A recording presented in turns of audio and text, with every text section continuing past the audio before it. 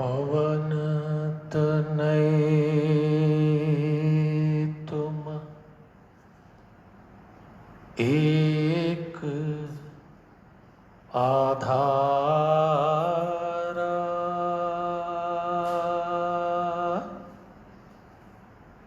कथा कहूँ मैं मति अनुसारा। वक्रतुंड महाकाय सूर्यकोटि समप्रभ निर्विघ्नं कुरु मे देव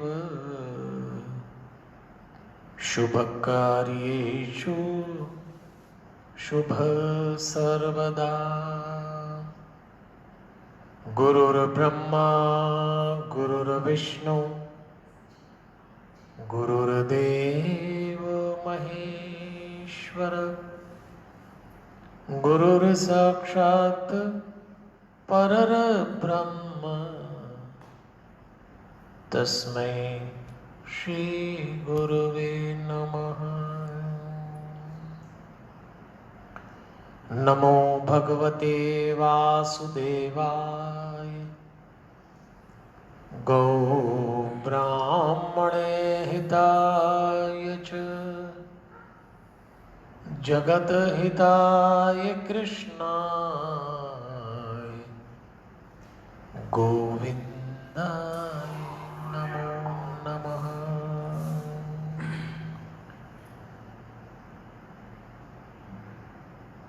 नारायणं नमस्कृत्य नरं चैव नरोत्तमं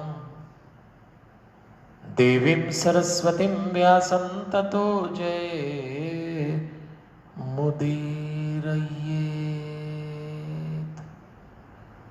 परमपिता परमेश्वर की बड़ी अनुग्रह भरी दृष्टि है और भगवान की असीम अनुकंपा है कि हम सब लोग आज पांचवें दिन श्रीमद् भागवत पुराण के कुछ विशेष प्रसंगों पर चर्चा करने के लिए एकत्रित हुए हैं। आप जहां भी विराजे हैं वहां स्थापित परमात्मा के प्रत्येक स्वरूप को सादर प्रणाम करते हुए देवलोकवासी स्वामी नारायण तीर्थ जी, स्वामी सत्यमित्रानंद जी को वंदन करते हुए जोना पीठाधीश्वर आचार्य महामंडलेश्वर स्वामी अवधेशानंद गिरी जी को नमन करते हुए भक्ति भारती मां प्रेमा पांडुरंग जी का पावन स्मरण करते हुए श्री रविशंकर महाराज रावतपुरा सरकार को नमन, परम धाम पधारे हुए पूज्य पिताजी वल्लभदास जी को वंदन और आप सबके भीतर बैठे हुए दिव्यात्मा को सादर प्रणाम करते हुए ये ग्रंथ जो हम सुन रहे हैं इसमें 12 स्कंद 335 अध्याय 18,000 श्लोक हैं। ये एक अध्यात्म दीप है जो हमारी मनोवृत्तियों के गुप्त से गुप्त रहस्य को प्रकट कर देता है। इसकी प्रत्येक पंक्ति में परमात्मा ने अवतार लिया है और उन्होंने कहा है कि तू जान ले मैं कौन हूं, तू कौन है। वैष्णव के इस परम धन को प्रतिदिन हम क्रम से सुन रहे हैं पितृपक्ष में और हमारे माध्यम से हमारे पितृ इसका रसास्वादन कर रहे हैं। हम 5वें स्कंद की कथा में चल रहे हैं। मनु शत्रुपा की 5 संतानों के परिवार की कल हमने चर्चा की। उसी वंश में परिव्रत हुए और चलते चलते हम राजा भरत के पास पहुंच गए थे। भरत जी को माया में उलझता हुआ देखकर हमने माया क्या होती है ये समझा था और भरत जी ने संकल्प लिया था कि अगला जन्म जब मैं लूँगा तो अपने आप को माया से मुक्त रखूँगा और आज की कथा यहीं से आरंभ होने वाली है। देखिए, जड़ भरत के रूप में भरत जी एक ब्राह्मण परिवार में जन्म लेते हैं। वो ब्राह्मण देवता की 2 पत्नियां थी। एक पत्नी से 9 पुत्र हुए और दूसरी पत्नी से 1 पुत्र 1 पुत्री हुए और वो 1 पुत्र थे जड़ भरत। जड़ भरत का अर्थ है वो बिल्कुल अपने में डूबे रहते, तटस्थ रहते, उनको किसी से कोई लेना देना नहीं था। उनके लिए लिखा है स्वजन संगात च भूषण। उनको अपने लोगों के साथ उठने बैठने में भी भय लगता था। कुल मिला के वो एकांत प्रिय थे, अपने आप में डूबे रहते, और उनको लगता कि यदि मैंने बहुत संगत करी तो फिर माया के चक्कर में उलझ जाऊंगा। माता पिता भी उनके इस आचरण से चिंतित रहते। माता पिता का देहांत हो गया, भाई भाभी के साथ रहने लगे। एक दिन भाइयों ने कहा, देख जड़ भरत, तू कुछ काम तो करता नहीं है, शिक्षित भी बहुत अधिक नहीं है, खेत में फसल उगी हुई है, पक्षी फसल को खाते हैं, तू जाके कम से कम फसल की रक्षा कर ले। जड़ भरत जब खेत में गए तो उन्होंने देखा कि परिंदे आ रहे हैं, तो भेजा था उड़ाने के लिए, लेकिन भक्त थे ना, तो भक्त का हृदय जो होता है प्रकृति प्रेमी होता है। सोचने लगे राम जी की चिड़िया है, राम जी का खेत है, मैं कौन उड़ाने वाला, तो बुला बुला के फसल खिला दी। भाइयों ने भाभियों ने घर से निकाल दिया। चलिए आगे चलें, लेकिन इस सवाल का उत्तर ले लें कि जड़ भरत जी ने ऐसा क्यों किया, राम जी की चिड़िया, राम जी का खेत। दरअसल ये हमको संदेश देना चाहती है कथा कि ये जो भी धन दौलत वैभव संपत्ति बैंक बैलेंस नौकरी बंगला कार हमने बनाया है, ये सब राम जी का खेत है। अच्छा, राम जी अपना हिस्सा लेना चाहते हैं और हम लोग देना नहीं चाहते, तो बस फिर अपने ढंग से वो वसूल लेते हैं। कभी इनकम टैक्स वाले आ जाएंगे, कभी आपके बिजनेस में नुकसान हो जाएगा, आग लग जाएगी, चोरी हो जाएगी, कुछ भी होगा। इसलिए समय रहते दशांश दान करिए, ऐसा ये प्रसंग समझाता है। कहाँ दान करना है आप तय कर ले, लेकिन दशांश हमको दान करना चाहिए। आइए, अब जड़ भरत जी अपने घर से निकल गए। एक भील राजा के यहाँ संतान नहीं होती थी, तो किसी ने कहा नर बलि दो, तो जड़ भरत जी को पकड़ के ले गए। जल्लाद जड़ भरत जी की गर्दन उतारने वाला था, पर देखा कि जड़ भरत जी उस जल्लाद को और उसकी तलवार को देखते हैं, तो उसने पूछा क्या देख रहा है, तो जड़ भरत जी कहते हैं बस यही देख रहा हूं, आपकी तलवार मेरे मस्तक पे लगेगी। बोले हाँ, मस्तक उतर जाएगा, तेरी मृत्यु हो जाएगी। तो जड़ भरत ने कहा बस मैं यही देखना चाहता हूं कि मरते कैसे। वो तो जड़ भरत थे, तटस्थ थे, भगवान में डूबे हुए थे, और जैसे ही जल्लाद ने तलवार इनके मस्तक तक लाई, भद्रकाली प्रकट हो गई, सबका विनाश किया। तब ग्रंथकार ने कहा भी, भले लोगों के प्रति किया हुआ अपराध लौट कर आता है। कोई साधु संत, कोई महात्मा के प्रति अपराध मत करिए, भगवान देख रहा है। अब जड़ भरत जब चले तो राजा रहुगण, सौवीर देश के राजा थे, वो सत्संग करने अपनी पालकी में बैठ के जा रहे थे। एक कहार बीमार हो गया, तो किस कहार को जोते उस पालकी में, तो जड़ भरत जी हष्ट पुष्ट गोरे चिट्टे थे, उन्हीं को लगा दिया। लेकिन जड़ भरत जी को तो पालकी ढोना आता नहीं था, चलाना नहीं आता, तो कभी इधर पैर रखते उधर, तो राजा की पालकी हिली। तो राजा ने विचार किया। एक बहुत अच्छा श्लोक उस समय भागवत में आया है, सांसर्गिकः का। ये एक दोष होता है, सांसर्गिकः दोष एव नूनम एकस्य अपि सर्वेषां सांसर्गिकाणाम। ग्रंथकार कह रहे हैं संग का भी दोष होता है। यदि एक कड़ी कमजोर हुई तो सारी पालकी हिल जाएगी। कितना बढ़िया संदेश है। आज इसको चेन सिस्टम कह लें। कोरोना नाम की बीमारी के साथ यही है कि यदि एक चेन कमजोर हुई तो ये इन्फेक्शन बढ़ जाएगा, और ऐसा हो रहा है। तो इसको कहते हैं सांसर्गिक दोष। ये संपर्क में आने से कोई एक कमजोर हो गया, कोई एक लापरवाह हो गया, किसी एक ने भूल की, कीमत सब चुकाएंगे। तब जड़ भरत और रहुगण राजा में सत्संग होता है, क्योंकि रहुगण राजा जानना चाहते थे आप हैं कौन।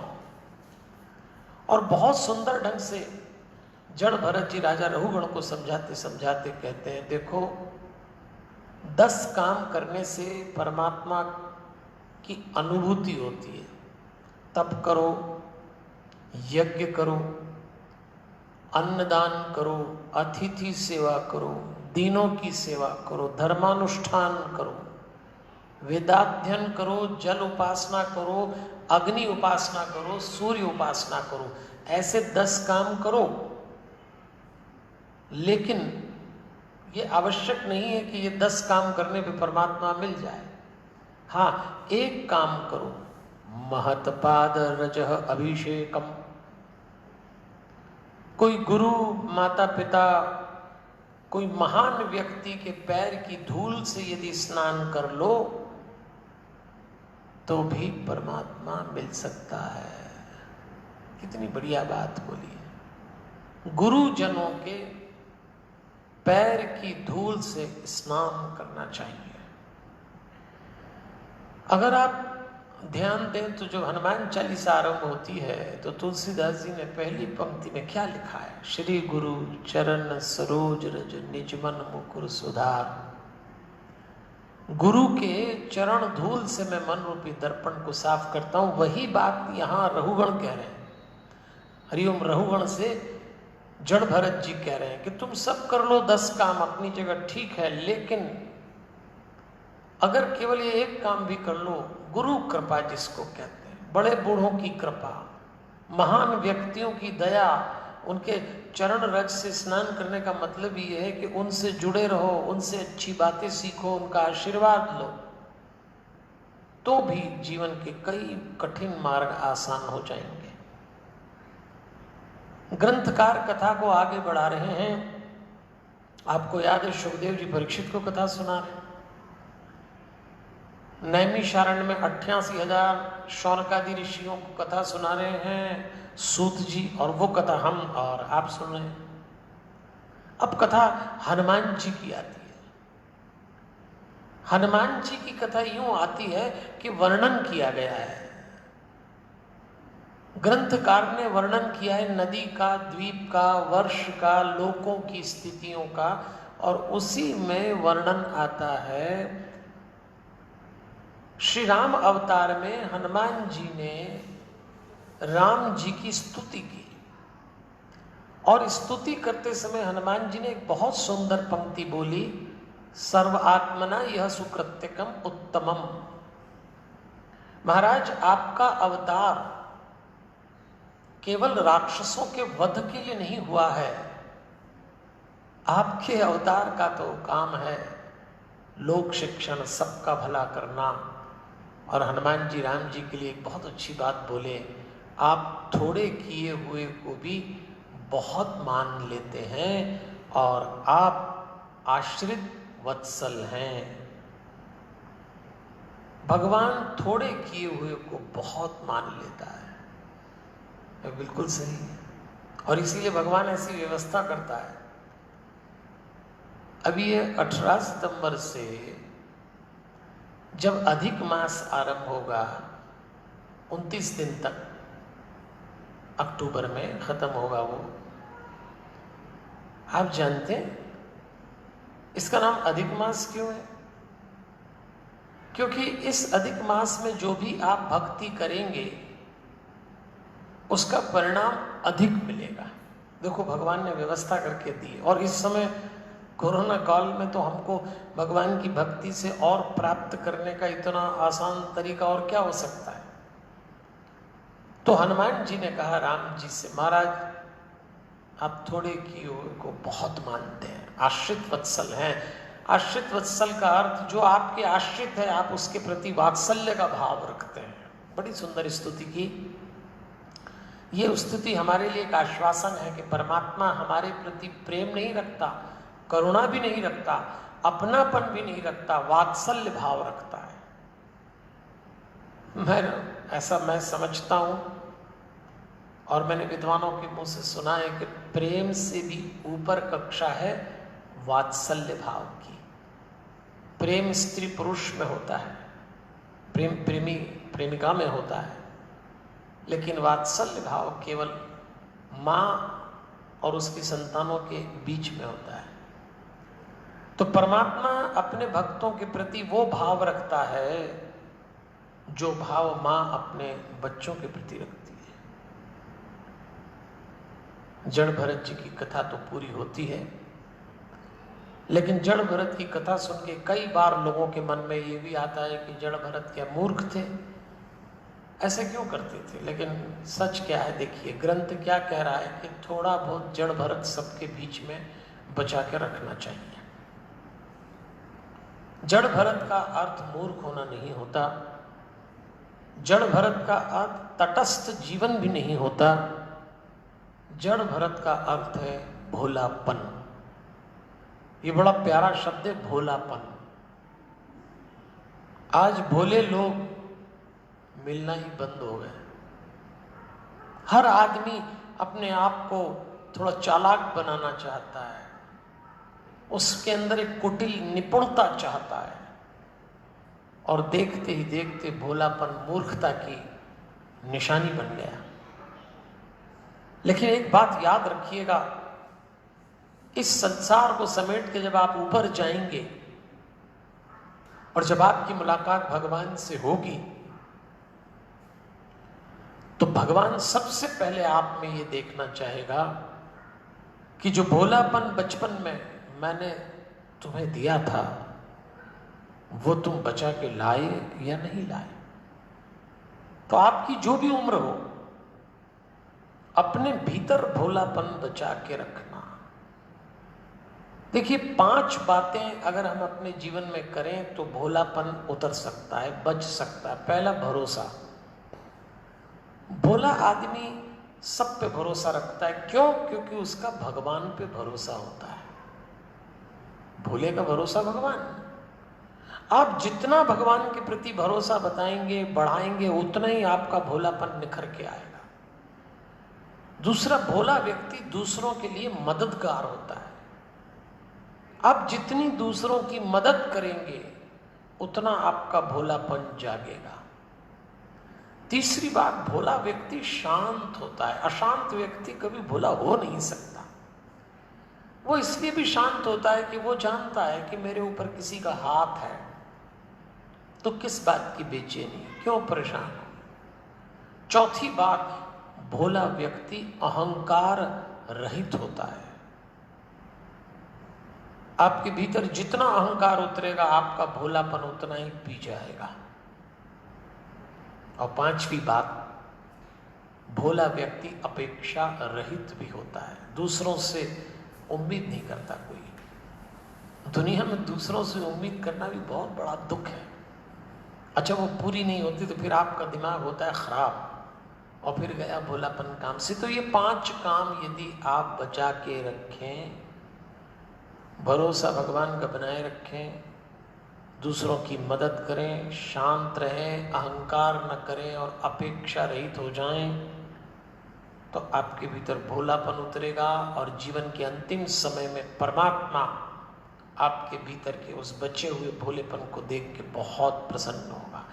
भोलापन का अर्थ, जड़ भरत का अर्थ निकम्मा होना नहीं है।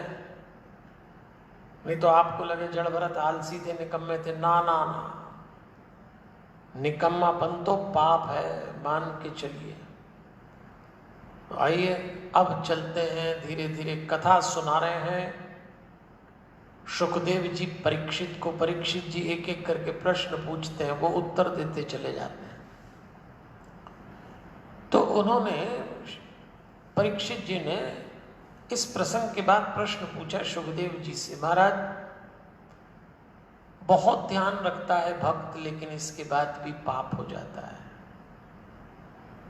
सुखदेव जी ने कहा 3 तरीके से मनुष्य पाप करता है, मनसा, वाचा, कर्मणा।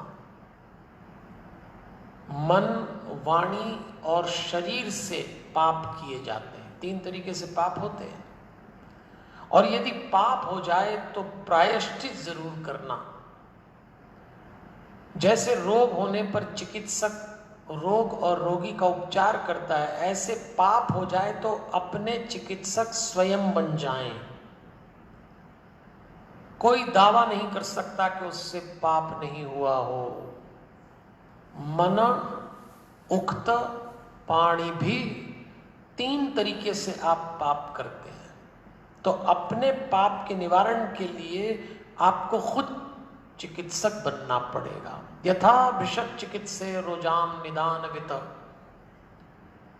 और जैसे कोई अच्छा चिकित्सक निदान में निपुण होता है, ऐसे आप भी निपुण हो जाओ। देखो भाई, बहुत सारे पाप ऐसे भी होते हैं कि आप दूसरों से उसका निदान नहीं करा सकते, वो तो आप ही को मालूम है। किए तो होंगे पाप, सबने किए, लेकिन आपको मालूम है ना, तो प्रायश्चित का इलाज करिए। प्रायश्चित करिए कि भूल हो गई थी उस घड़ी, अब नहीं करेंगे। और खास तौर पे मनुष्य पाप जब अकेला होता है तब करता है। अकेलेपन में किया हुआ पाप प्रकट भी नहीं कर पाता, उसका इलाज तो फिर आप ही को करना पड़ेगा। तो परीक्षित ने कहा, महाराज इलाज करो। प्रायश्चित करते हैं, थोड़े दिन ठीक रहते हैं और फिर पाप कर लेते हैं। परीक्षित बड़े मनोवैज्ञानिक बात कर रहे हैं, सच बात है। हमसे कोई गलत काम हो जाता है तो अपन 1-2 दिन कहते हैं अब नहीं करेंगे, ठीक ठाक रहेंगे, और थोड़ा सा ठीक हुआ और फिर चालू हुआ। तो परीक्षित ने इसको हाथी स्नान कहा है। उन्होंने कहा है जैसे हाथी स्नान करता है ना, अच्छा खासा धो लेता है शरीर को सूंड से पानी डाल के, बाहर निकलता है और फिर धूरी स्नान कर लेता है, वापस शरीर को गंदा कर लेता है, इसको हाथी स्नान कहते हैं। हाथी जल और धूरी से थोड़ी थोड़ी देर बाद में स्नान करता, हम भी यही करते हैं। प्रायश्चित का स्नान किया, फिर वापस पाप का स्नान कर लिया, तो पाप तो हो रहे हैं। तो ग्रंथकार ने भागवत में बताया कि यदि पाप हो जाए कभी जो आप जानते हो, ऐसा पाप जमाना जानता हो तो दंड मिल जाएगा, लेकिन ऐसा पाप जो आप जानते हो तो उसको कैसे मिटाएं? तो उन्होंने कहा सबसे पहले तो भैया तपस्या करो, दूसरा ब्रह्मचर्य का पालन करो, तीसरा इंद्रियां दमन करो, चौथा इंद्रिया दमन का अर्थ है इंद्रियों को नियंत्रित करो। पाप हो गया है तो प्रायश्चित के द्वारा इंद्रियों को नियंत्रित करिए। चौथा सबसे जरूरी, मन को स्थिर करो। अगर मन स्थिर नहीं है तो आप पुनः पुनः वही पाप करेंगे, प्रायश्चित तो कहीं चला जाएगा। फिर उन्होंने कहा दान करने से भी प्रायश्चित को बल मिलता है। फिर जितना सत्य को साध सकते हो, पवित्रता भीतर और बाहर की अपनाओ। 8वां यम, 9वां नियम। अच्छा, शुरू के 4 ही काफी हैं। अगर आप तपस्या कर लें, ब्रह्मचर्य का पालन कर लें, इंद्रियों को नियंत्रित कर लें और मन को स्थिर कर लें, तो आप कैसा भी पाप करने के बाद